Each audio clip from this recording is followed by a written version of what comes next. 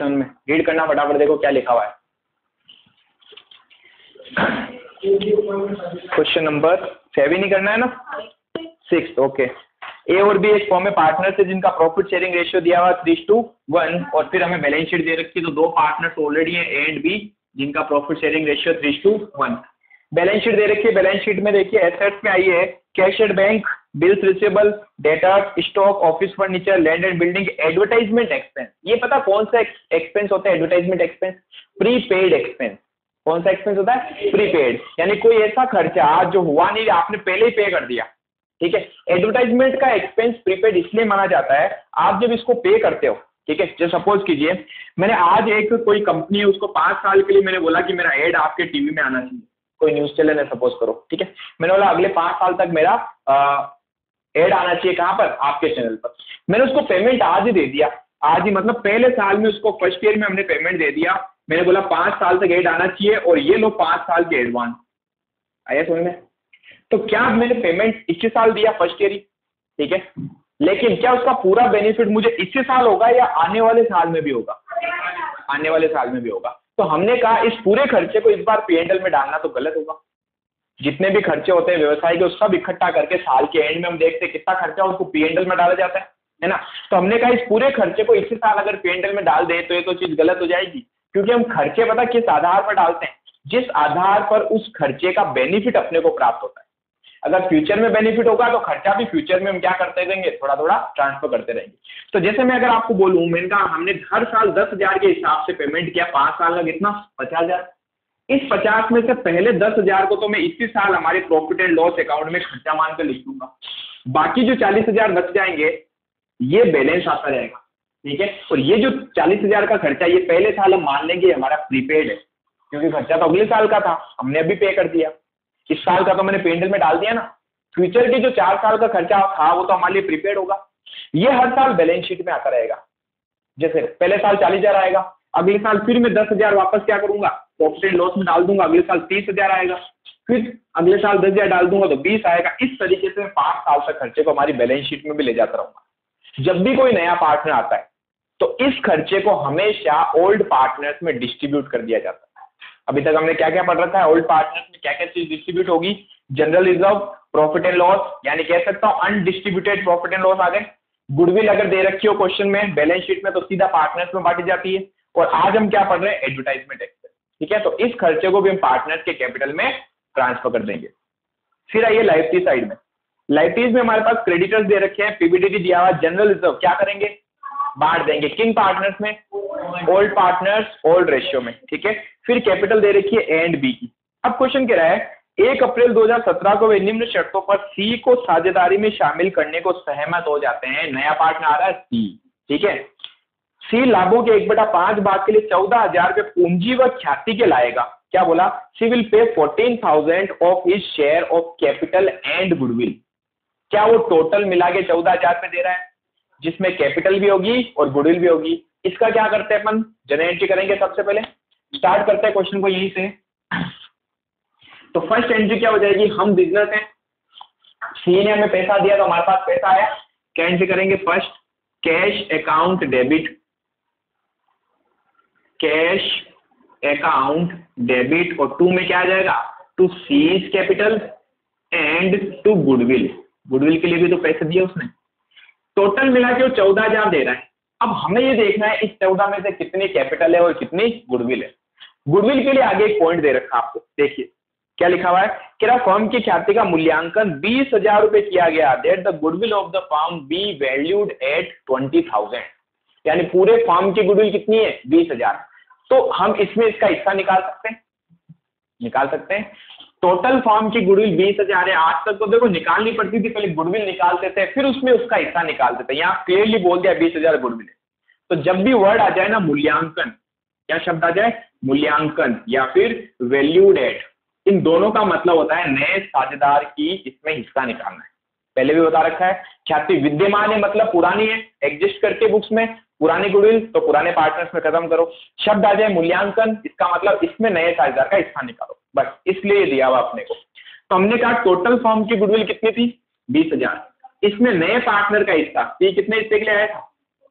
1/5, 1/5 के लिए तो बता सकते हो 4000 क्या हो गई गुडविल। तो हमने कहा 14 में से 4 तो गुडविल हो गई, तो बाकी कैपिटल कितनी आ जाएगी 10,000। So simple. सेकंड, अब इस गुडविल का क्या करेंगे भाई, किन पार्टनर्स में, सेक्रीफाइसिंग पार्टनर्स में। क्वेश्चन में देख लेना कहीं नया रेशियो तो नहीं दिया हुआ है, या सेक्रीफाइस रेशियो के बारे में कुछ बोला हुआ तो नहीं है।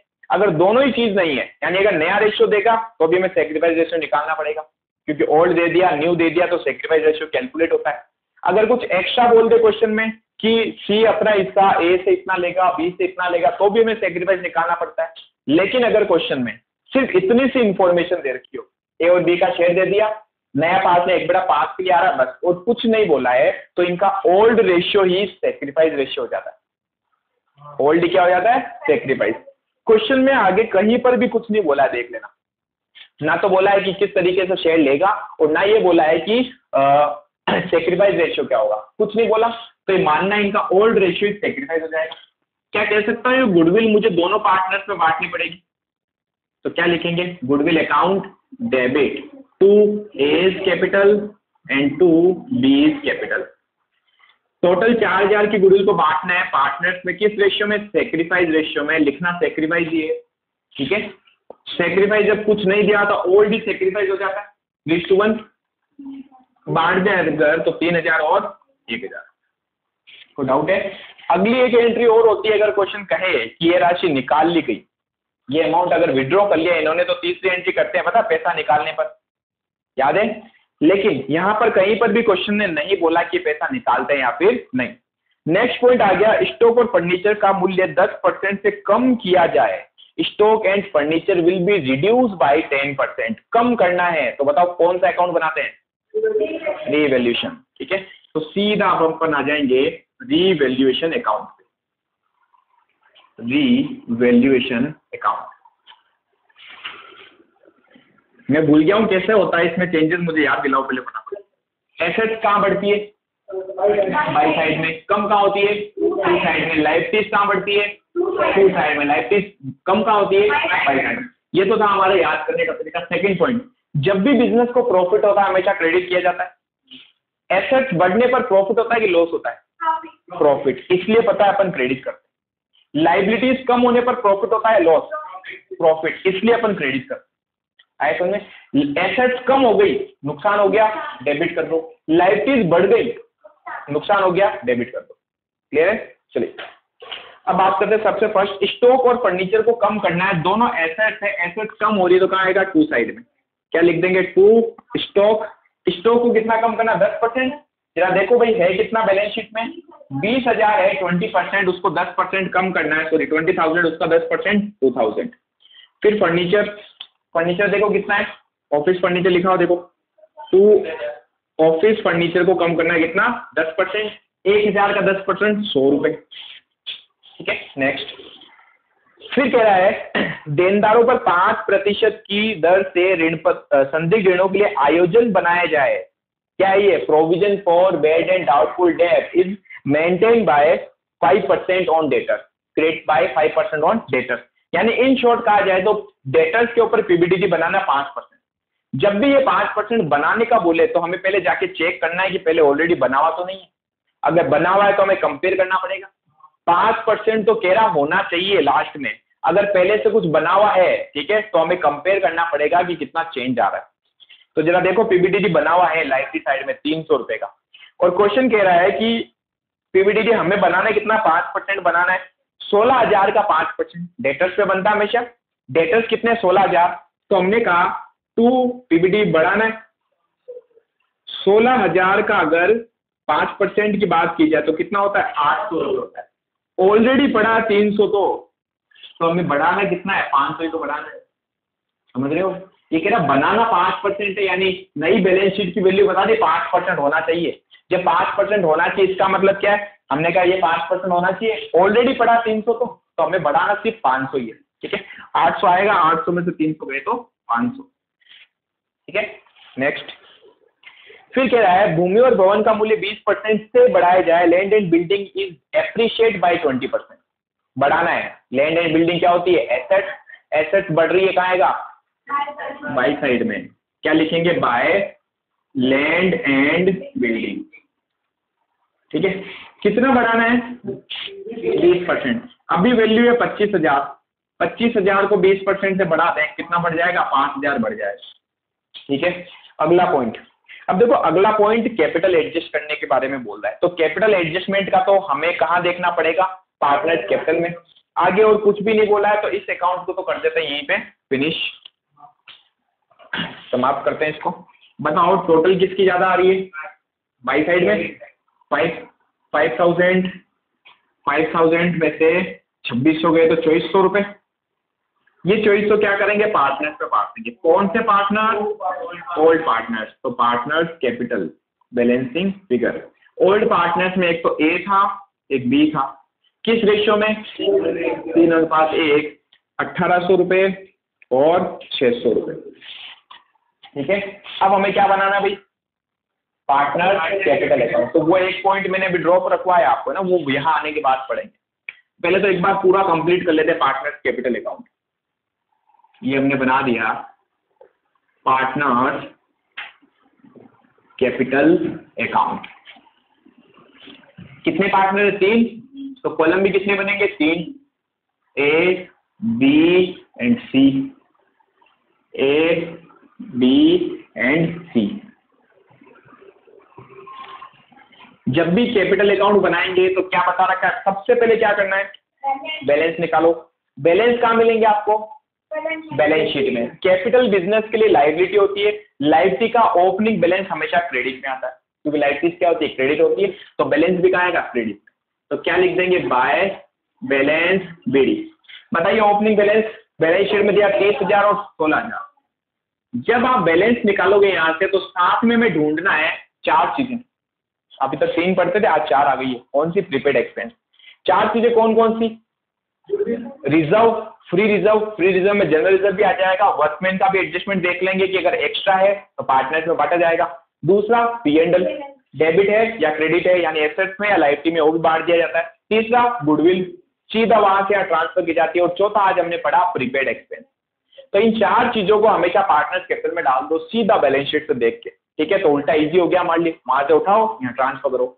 बैलेंस शीट हमेशा, बैलेंस शीट की सारी चीजें हमेशा ओल्ड पार्टनर्स में बांटी जाती है। किस रेशियो में, ओल्ड रेशियो। बैलेंस शीट क्योंकि पुराने पार्टनर्स की थी, तो ये सारी चीजें पुराने पार्टनर्स को मिलेगी उनके पुराने ही अनुपात में। ठीक है, देखते हैं सबसे पहले एसेट्स में आओ, क्या चीज बांटने जैसा है, एडवर्टाइजमेंट एक्सपेंस है। देखो सबसे लास्ट में बांट दे इसको, बाई साइड में 2 में, यानी उल्टा ट्रांसफर करना है 2 साइड में। क्या लिखे, 2 एडवर्टाइजमेंट एक्सपेंस। दोनों पार्टनर्स पे बांटेंगे, ए और बी में 3:1 में। कितना है देखो 2400। अब देखो स्मार्ट वर्किंग एग्जाम में कैसे करोगे, हमें याद होना चाहिए प्रॉफिट 2400 आया था, इसको हमने बांटा तो 1800 और 600 आया। तो क्या वापस लास्ट के पेपर पे जाके कैलकुलेशन करोगे, स्मार्ट वर्किंग है ना। यहाँ से देखो सीधा ट्रांसफर, एग्जाम में जितना हो सके टाइम बचाना है। नेक्स्ट पॉइंट और क्या है, देखो बांटने जैसा, लाइबिलिटीज में आ जाएगी। लाइबिलिटीज में एक जनरल रिजर्व है, जनरल रिजर्व हमेशा बांट दिया जाता है। उल्टा करना है, अभी 2 में है तो कहाँ जाएगा, बाई साइड में। क्या लिख देंगे, बाय जनरल रिजर्व। नहीं समझ में आया कहाँ जाएगा तो एंट्री बनाओ। रिजर्व लायबिलिटी होती है, लायबिलिटी को मैं खत्म करता हूं तो डेबिट करते हैं, तो मैं एंट्री क्या करता हूं पता है, मैं एंट्री करता हूं general reserve account debit to partners capital. तो पार्टनर्स कैपिटल में क्या होगा, बाय जनरल रिजर्व।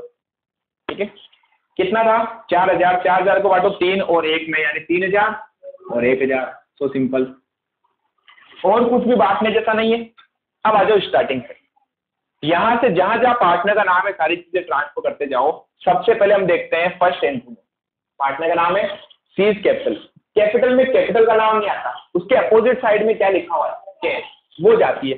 कैश के आगे 2 है क्या, तो बाई में जाएगा, पहली चीज। दूसरी चीज, कैश अभी डेबिट है, ट्रांसफर करेंगे तो क्रेडिट में चला जाएगा। क्या लिखेंगे, बाय कैश। और अमाउंट कैपिटल वाला सी का है तो सी में जाएगा अमाउंट। So simple. नेक्स्ट, क्या पार्टनर का नाम है, यस, तो पार्टनर में पार्टनर का नाम क्या आएगा, गुडविल आएगा। गुडविल अभी डेबिट में है, कहाँ चली जाएगी, क्रेडिट में। क्या लिख दूं, बाय गुडविल। अमाउंट कहाँ जाएगा, ए और बी में। ए में 3,000 और बी में 1,000। क्लियर है यहाँ तक पॉइंट। फिर आइए यहाँ देखिए, कहीं पार्टनर का नाम दिख रहा है, टू पार्टनर्स कैपिटल सीधा बाई में चला जाएगा। क्या लिखेंगे, किस अकाउंट से निकाला, रीवैल्यूएशन से, तो क्या लिख देंगे, बाय रीवैल्यूएशन अकाउंट। ठीक है, 1800 ए में, 600 बी में। कोई डाउट यहाँ तक? अब इस अकाउंट को अपने को क्या करना है, खत्म करना, बट इससे पहले एक नोट बनाना है। क्वेश्चन कह रहा है पार्टनर्स की कैपिटल एडजस्ट करनी है। लास्ट वाली लाइन पढ़ी है जो हमने छुड़वाई थी, ध्यान से पढ़ना। क्या कह रहा है, कह रहा साझेदारों के पूंजी खाते को नए साझेदार के अनुपात में समायोजित किया जाएगा। क्या मतलब हुआ, that the account of partners will be readjusted on the basis of new partners capital। नए पार्टनर के आधार पर पुराने साझेदारों की पूंजी रखनी है, ये कहना चाह रहा है। न्यू पार्टनर के बेस पे ओल्ड पार्टनर की कैपिटल रखनी है। हम पढ़ चुके हैं ऐसा। क्या पढ़ा था हमने, देखिए हम एडजस्टमेंट कर रहे हैं, एडजस्टमेंट ऑफ क्लोजिंग कैपिटल। किसके बेस पे, ऑन द बेसिस ऑफ सी, लिख सकता हूं, नया पार्टनर सी है। जब भी जिसके आधार पर पूंजी निकाली जाए, ध्यान से सुनना जो मैं कह रहा हूं, हमें अगर पूरे फर्म की टोटल कैपिटल पता चल जाए ना इसके बेस पे, तो उसमें से हम ए और बी का शेयर निकाल सकते हैं। तो मैंने कहा हमें क्या चाहिए यहाँ पर, हमें चाहिए, अच्छा एक मिनट, इससे पहले क्या कैपिटल को न्यू रेशियो में रखना पड़ेगा, कैपिटल तो न्यू रेशियो में होती है, तो इससे पहले हमें एक न्यू रेशियो पहले निकालना पड़ जाएगा। ठीक है, न्यू रेशियो निकाल लें, इससे पहले अपन कर लेते हैं न्यू रेशियो की कैलकुलेशन, क्योंकि अपने पास स्पेस कम है ना। Calculation of new ratio, new ratio कैसे निकालते हैं पढ़ चुके आप। जब क्वेश्चन में सिर्फ इतनी सी इंफॉर्मेशन दे रखी हो तो टोटल 1 मान के सोल्व करते हैं।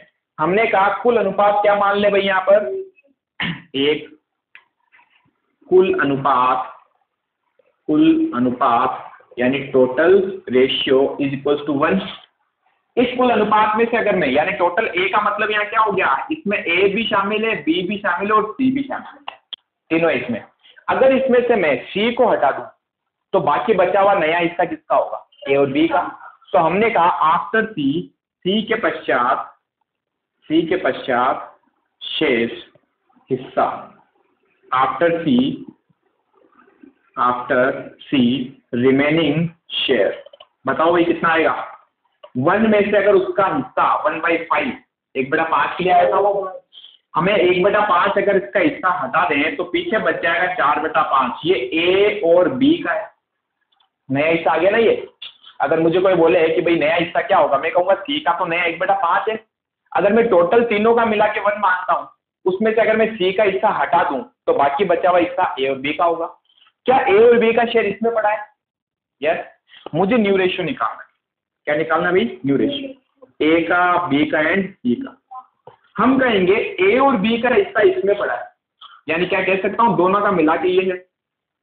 अब इसमें से मुझे अलग करना है, ए का हिस्सा अलग करना है, बी का हिस्सा अलग करना है। तो सिंपल सी चीज है, क्वेश्चन कुछ नहीं कह रहा आपको कि किस अनुपात में आप इनका न्यू रेशियो रखोगे। तो हमने कहा जो भी बच जाता है ना उसको उनके पुराने अनुपात में बांट, जो रेशियो था ना इनका ओल्ड वाला, इसलिए हम क्या करते हैं, इस शेयर को मल्टीप्लाई कर देते हैं उनके पुराने शेयर।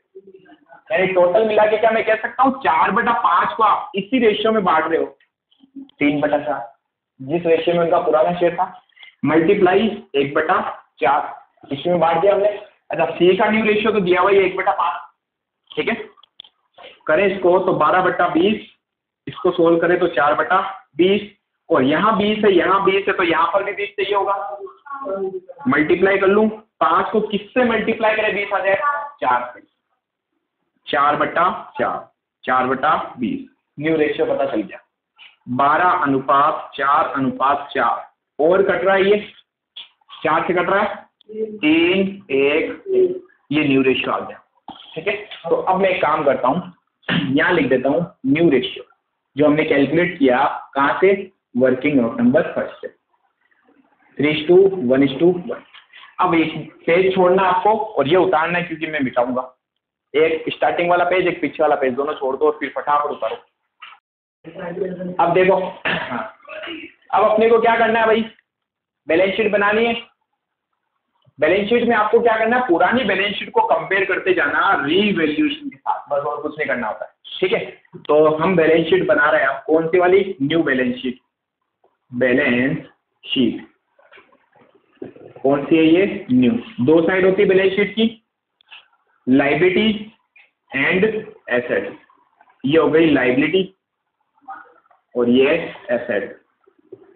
यहाँ आ जाएगा अमाउंट और अमाउंट, जहां हमने खाली छोड़ा ना ऊपर वहां पर्टिकुलर लिखना है सब जगह, particular particular particular amount particular amount. ठीक है, चलिए स्टार्ट करते हैं। पुरानी बैलेंस शीट देखते जाओ और कंपेयर करते जाओ। देखिए पुरानी बैलेंस शीट में सबसे पहले अपने को दिया हुआ था कैश एट बैंक। हम कैश एंड बैंक को शामिल कर लेते हैं, कैश एंड बैंक। ये मैं आपको लास्ट में कराऊंगा, अभी नहीं, लास्ट में सोचेंगे हम कितना आ रहा है कितना जा रहा है। उसके बाद आइए बिल्स रिसीवेबल। क्या बिल रिसीवेबल में कोई चेंजेस आए भाई? चेंजेस कहाँ से पता चलेंगे? रिवोल्यूशन देखो, ठीक है, रिवोल्यूशन में कहीं बिल रिसीवेबल लिखा ही नहीं तो चेंज नहीं हुआ, चेंज नहीं हुआ तो पहले जितना था उतना ही अब रहेगा। ठीक है, पहले कितना था बिल रिसीवेबल 3000, तो अब भी कितना रहेगा 3000।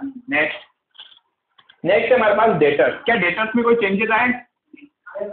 डेटर्स में नहीं आए। देखो पीबीडीटी में आना चेंज, डेटर्स में चेंज आना नहीं होता है, डेटर्स सेम थे। पीबीडीटी में चेंज आया ना, पीबीडीटी को तो हमने लाइबिलिटी में लिख रखा है अलग से, समझ गए? तो डेटर्स हमारे पास पहले भी 16 थे और अब भी 16 ही है, कोई दिक्कत नहीं है। ठीक है, कोई चेंजेस नहीं आया ना यार डेटर्स। फिर आगे बात करते हैं स्टॉक की। क्या स्टॉक में चेंजेस आया? यस। स्टॉक पहले कितना था भाई? पहले कितना था? पहले 20,000 का था स्टॉक, और हमने स्टॉक को रीवैल्यूएशन में 2 में लिखा, मतलब कम किया। ठीक है, कम किया मतलब माइनस कर दो 2000, तो कितने आ गए? 18,000। नेक्स्ट बात करते हैं अपन स्टॉक हो गया। Office furniture. क्या ऑफिस फर्नीचर में कोई चेंज आया? यस। ऑफिस फर्नीचर पहले 1000 का था और यहाँ देखा तो पता चला फर्नीचर 2 में आया, मतलब कम हो रही है, सेट कम हो रही, तो हमें भी माइनस करना है। माइनस कर दीजिए 100 रुपीज, तो 900 बच गए। फिर हमारे पास बैलेंस शीट में दे रखा लैंड एंड बिल्डिंग, इसमें भी चेंजेस आए थे। Land and building, land and building पहले कितनी थी जरा देखो, पहले थी हमारे पास 25,000। कितनी थी? 25,000। और इस बार क्या हुआ? इस बार 22 में आया एसेट। एसेट 22 में आने मतलब इंक्रीज हो रही है, प्लस कर दीजिए 5,000, तो अब कितनी हो गई? 30,000। ठीक है, क्या प्रीपेड एक्सपेंस आएगा? एडवर्टाइजमेंट एक्सपेंस, एडवर्टाइजमेंट एक्सपेंस नहीं आएगा। क्यों नहीं आएगा? क्योंकि आपने इसको खत्म कर दिया पार्टनर्स में डाल के। ठीक है, अच्छा पार्टनर्स के लिए प्रॉफिट था कि लॉस था? लॉस। लॉस, एसेट्स को खत्म कर रहे हो, लॉस हो रहा है। दूसरा तरीका देखो, पार्टनर्स की कैपिटल डेबिट हो रही है तो लॉस है ना, क्रेडिट होती तो फायदा था। ठीक है, चलिए एडवर्टाइजमेंट एक्सपेंस नहीं आएगा। अब बात करते हैं लाइबिलिटीज में। सबसे पहले लिखा हुआ क्रेडिटर। कितने थे क्रेडिटर? क्या क्रेडिटर्स में चेंजेस आए? कहीं नहीं दिख रहे, एज इट इज लिख दो। कितने? 29, 39,700, 39,700। Next general PBDT. पीबीडीटी की बात करें तो ओल्ड में पीबीडीटी 300 का था, 300 का बना हुआ था। यहाँ पर लाइबिलिटीज बढ़ रही है। पीबीडीटी 2 में आया, पीबीडीटी लाइबिलिटी होती है, लाइबिलिटी बढ़ रही है। 2 में आने का मतलब बढ़ना, तो हम भी यहाँ पर क्या कर देंगे? बढ़ा देंगे 800 रुपए। यही तो बोला था, पता है क्वेश्चन ने, कि पीबीडीटी 5% होना चाहिए डेटर्स का। ये देखो 16,000 का 5%, 800 आ गया। नेक्स्ट पॉइंट, जनरल इधर आएगा? बांट दिया, नहीं आएगा। फिर क्या बचा? Capital, partners capital. But capital से पहले एक चीज और है, ये बताओ क्या? Current account. Current account open किया ना, रट्टे मार बच्चे क्या बोलोगे? जिधर है उधर ही ट्रांसफर कर दो। ठीक है, करंट अकाउंट ए का और बी का, ए का 6,000, बी का 8,000, टोटल मिला के 14,000 करंट अकाउंट आ गया। फिर लास्ट में लिखेंगे अपन क्या? Capital account. बताओ जरा भाई कैपिटल कितनी थी? ये रही, एज इट इज उठा के ट्रांसफर कर दो। क्लोजिंग कैपिटल लिखनी होती है, ए बी और सी। ए की कैपिटल 30,000, बी की 10,000 और सी की 10,000। पता है हमने टोटल कैपिटल निकाली थी 50,000, ये तो आई थी तीनों की मिला के। लगभग ये फिनिश हो गया। एक पॉइंट रह गया बैंक वाला। कैश एंड बैंक को अपन शामिल ही कर लेंगे हमेशा। स्टार्टिंग में देखो जरा, हमारे पास कैश कितनी थी? 22,600 ठीक, 22,600 है, 22,600। अब देखो क्या क्या हुआ। सबसे पहले कैश आई 14,000 आई, तो जोड़ते जाओ। ऐड करो 14,000। फिर यहाँ कहीं कैश है नहीं, यहाँ कहीं कैश है नहीं, यहाँ पर कैश है ये वाली, लेकिन ये ऑलरेडी लिख चुके हैं, इस 14 में शामिल हो गई है। इस 14 में 10 कैपिटल भी तो शामिल थे, ठीक है। तो बस 36,600, समझ गए। अब टोटल मैच करते हैं, देखते हैं टोटल मैच होती है कि नहीं। इसकी आ रही है 1,04,500, इसकी 36,600, 3,000, 16,000, 18,900 और 30,000। 1,04,500 किला फतेह, छापो।